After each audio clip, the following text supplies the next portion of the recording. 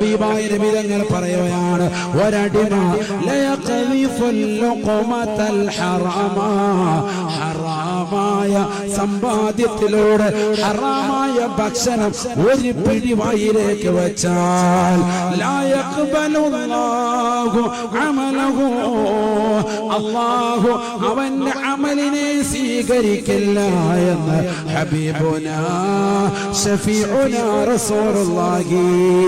നീ നിസ്കരിച്ച നിസ്കാരം, നീ നോറ്റുവീട്ടിയ നോമ്പുകൾ, നീ കൊടുത്തു വീട്ടിയ സക്കാത്തുകൾ, നീ പരിശുദ്ധമായ കഅബയുടെ കില്ല പിടിച്ചുകൊണ്ട് പൊട്ടിക്കരഞ്ഞുകൊണ്ട് പ്രാർത്ഥിച്ചതാകുന്ന പ്രാർത്ഥനകൾ, നീ നമസ്കരിച്ച നിസ്കാരങ്ങൾ, നീ പാതിരാത്രി സമയത്ത് പടച്ചറപ്പിനോട് പൊട്ടിക്കരഞ്ഞുകൊണ്ട് കൈകൾ ഉയർത്തിക്കൊണ്ട് ദുആ ചെയ്ത പ്രാർത്ഥനകൾ ഒന്നും തന്നെ അല്ലാഹു സ്വീകരിക്കില്ല.